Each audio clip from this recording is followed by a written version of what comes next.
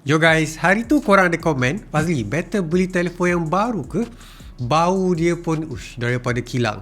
Ataupun korang beli telefon yang second hand ataupun used.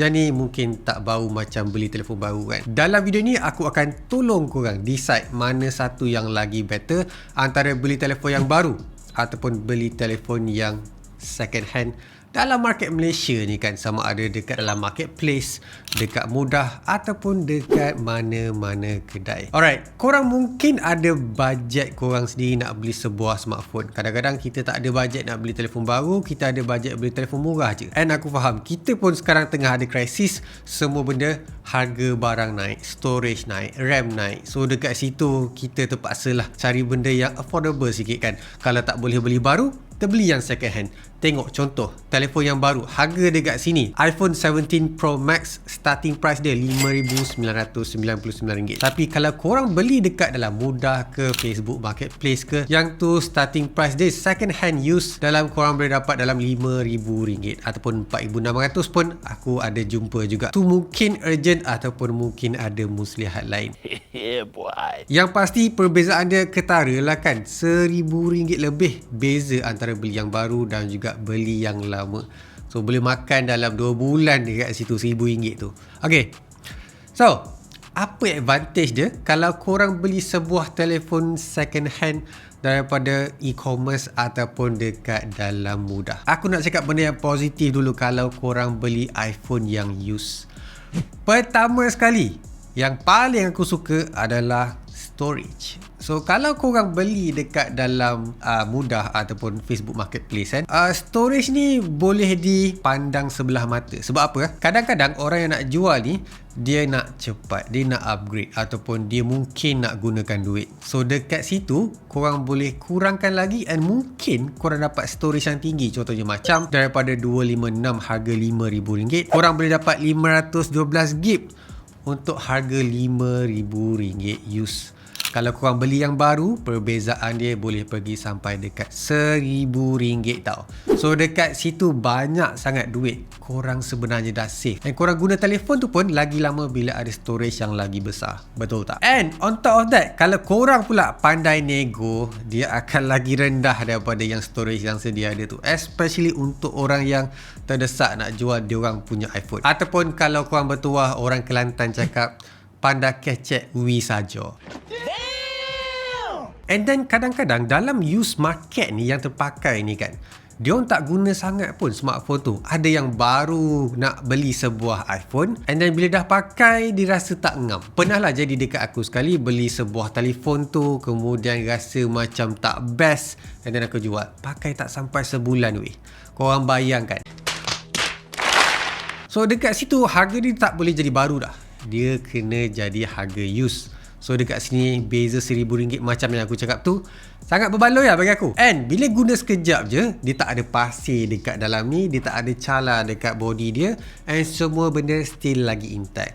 Especially iPhone, korang tahu berapa tahun dia punya warranty. Tak perlu pergi dekat kedai yang dia beli nak dapat orang kata kepastian, sebab semua benda ada dekat dalam software sebuah iPhone. Tu advantage beli sebuah iPhone yang used dekat dalam Malaysia. Last but not least, apa yang aku suka, kadang-kadang seller tu dah siap beli Apple Care tau. Apple Care ni dia tak boleh transfer. Once korang beli, korang dapat. Dan korang tak boleh transfer dekat mana-mana iPhone yang korang dah beli. Mungkin dia tukar color, mungkin dia tukar storage, tapi dia tak boleh tukar smartphone.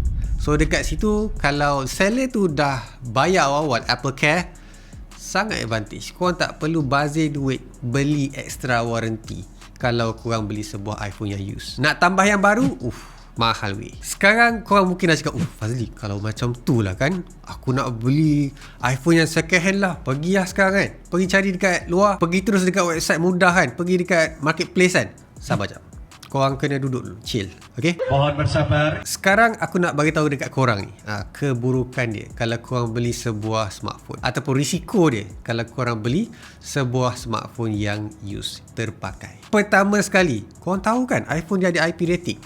Korang tak tahu tau, telefon tu dia punya IP rating masih lagi function ataupun tidak. Kadang-kadang orang yang pakai smartphone ni dia gatal tangan, dia cuba buka skru dekat bawah, lepas tu dia buka skrin. Sama juga macam aku dulu, kalau pakai telefon Nokia, Sony Ericsson, aku cuba buka smartphone tu just nak tengok apa yang ada dekat dalam. Tapi bukan rosak pun, bukan buat apa pun, kadang-kadang. Tapi kalau modern smartphone, bila buat macam tu je, korang akan ada risiko IP rating dah gone. Bayangkan korang tengah beli, tiba-tiba kena air and then boom, dia terbakar. Yang kedua, korang tak tahu macam mana user sebelum ni pakai iPhone tu. Korang tak tahu dia gunakan untuk office ke, social media ke, ataupun dia gunakan untuk main game. Ada beza tau antara dua ni dengan gamers. So kalau orang yang pakai tu gamers, high chance dua benda akan wear out dengan cepat. Pertama sekali bateri, kedua adalah dia punya PCB. So dekat situ korang akan ada risiko telefon yang tak elok. Sebab kalau korang main game, dia akan panaskan telefon tau. Bila dia banyak kali panas, risiko komponen dekat dalam tu akan wear out lama-lama. Yang kedua, iPhone ni dia tak ada bypass charging tau. So dia akan charge korang punya smartphone ni sambil tengah main. So dekat situ dia akan wear out korang punya bateri. Risiko juga dekat bateri dekat situ. Macam aku cakap, user gamers ni korang tak tahu dia gunakan untuk apa. So apa-apa second hand, korang ada high chance untuk beli sebuah telefon yang memang pakai untuk main game. Tapi korang jangan salah faham pula, aku bukan kutuk gamers. Aku cuma bagi tahu risiko dia kalau korang beli telefon yang gamer pakai. Lepas tu, korang tak tahu tau kalau telefon tu ada kontrak dengan telco ataupun dengan credit card, ataupun korang buat kata loan lah kan, untuk beli iPhone yang korang nak bayar tu. So dekat situ dia bawa lagi satu risiko yang korang akan gunakan sebuah smartphone yang mati, yang dah di-block oleh telco-telco yang ada dekat dalam Malaysia ni. So basically korang still boleh gunakan smartphone, tapi korang takkan dapat sebarang cellular services. Korang just boleh guna wifi je. So dekat situ dia bukan antena yang rosak, tapi telefon tu dah pun kena block. Kemudian benda yang paling obvious yang aku boleh cakap bila beli sebuah smartphone yang used ni, korang tak tahu dia part original ataupun tak. Sebagai contoh, skrin dekat depan, kemudian kamera dekat belakang, korang tak tahu original ataupun tak. Dan benda yang paling korang tak nampak dekat dalam ni adalah dia punya bateri dekat dalam, sama ada original parts ataupun tak. Fazli, bukan ke Apple dapat detect kalau orang tu tak pakai genuine punya parts? Aku dah tengok orang pakai third party punya komponen parts dekat dalam iPhone ni and still tak dapat trigger. Dia dapat bypass benda tu. So dekat situ korang boleh nampak macam mana kan betapa tak reliable-nya benda-benda yang Apple dah buat dekat dia orang punya iPhone. Tapi tu benda yang bagus lah. Bukan aku nak kutuk Apple, tapi tu benda yang bagus untuk kita actually tahu. Apa lagi yang patut aku bagi tahu, warranty smartphone tu probably dah void lama dah. Korang je tak tahu. So kalau korang beli telefon yang less than 1 year, korang mungkin dapat warranty, tapi kadang-kadang warranty tu dah buat awal-awal lagi dah. Contohnya dia dah buka smartphone tu, dia dah buka skrin tu, korang tak tahu telefon tu pernah dibuka sebelum tu. So korang pergi hantar warranty, tiba-tiba cakap tak boleh sebab telefon tu dah dibuka oleh company kedai yang bukan di-authorize untuk buka. So dekat situ korang dah pun avoid warranty. Lagi pasal warranty ni, Apple dia bukan international punya warranty. Kalau korang beli smartphone tu contohnya macam daripada Singapore, korang tak boleh claim dekat dalam Malaysia. Korang beli dekat US, korang tak boleh claim dekat dalam Malaysia. And high chance dia orang tak layan. Sebab aku dah pernah kena nak repair iPhone, screen tiba-tiba dia kata tak boleh sebab dia bukan daripada region Asia. Bayangkan, bukan region Asia and korang tak boleh nak repair walaupun korang decide nak bayar lebih kalau tak silap aku. So dekat situ ada banyak halangan. Last but not least, korang tak tahu tau apa niat seller tu. Aku bukan nak kecam seller tau, bukan. Aku pun jual barang juga use. Tapi ni korang kena take into consideration bila nak beli second hand punya barang. So bila orang tu nak jual, dia mungkin cakap aku nak upgrade, ataupun mungkin ada something else yang berlaku dekat smartphone tu. Korang tak tahu, hanya seller tu je yang tahu. Kadang-kadang kita pakai tak sampai 2 minggu dah start rosak, skrin tiba-tiba blank, green screen, macam-macam. So itulah dia risiko yang korang kena aware bila beli sebuah smartphone yang second hand. Tapi kalau beli yang baru macam mana? Okey tak Fazli? Sekarang korang decide tak nak belilah used, macam risiko sangat je kan. Tak boleh ni kan, banyak benda nak kena tanggung kalau jadi apa-apa. Even better beli smartphone baru je. So dekat sini, mari sini. Baik, sekarang aku akan beritahu advantage sebenar kalau beli sebuah smartphone yang baru. Mungkin orang lain tak beritahu. Even Apple pun aku tak rasa dia akan beritahu. Benda yang paling aku suka bila beli sebuah smartphone yang baru daripada Apple ni, korang sebenarnya dapat free subscription tau. Korang tahu tak benda tu? Korang dapat Apple TV, music. So benda-benda macam ni korang akan dapat secara percuma selama sebulan. So yang tu korang tak perlu bayar dalam berapa ringgit RM80 ke tak silap aku untuk Apple One punya subscription. Macam-macam juga yang korang akan dapat, dan korang tak akan dapat benda tu daripada sebuah telefon yang second hand. First user most probably dah subscribe lama dah, sebab aku tak rasa aku jumpa orang yang pakai iPhone tak gunakan Apple One ataupun tak subscribe untuk extra storage ataupun cloud storage. Yang kedua, harga sebenarnya tak jauh beza daripada sebuah telefon yang baru, betul tak? Ingat tak aku cakap tadi? Harga yang baru RM5,999. Harga yang second hand use RM5,000. Tambah RM1,000 je lagi. Korang mungkin cakap sesetengah orang akan bagi tahu jauh juga Fazli. Tapi sebenarnya kalau korang tengok orang yang beli iPhone ni, tambah lagi RM1,000 probably takkan efek banyak untuk diorang.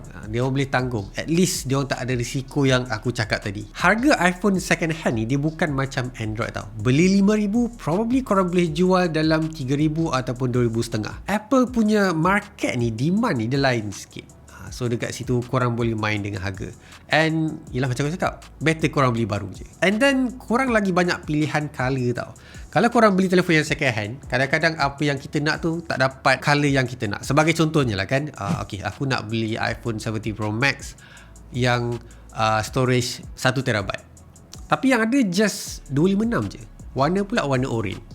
So dekat situ korang tak ada pilihan. Sama juga macam storage, korang ada budget untuk 512 tapi yang ada cuma warna hitam, bukan warna yang korang nak. Contohnya macam warna cosmic orange ni. Last but not least, korang boleh buat loan. Famous sangat orang beli iPhone ni, bayar pakai loan, bayar installment, sama ada daripada credit card, daripada telco, daripada mana-mana. Korang banyak dapat pilihan macam ni sebenarnya kalau korang nak tahu. Tapi kalau use, susah.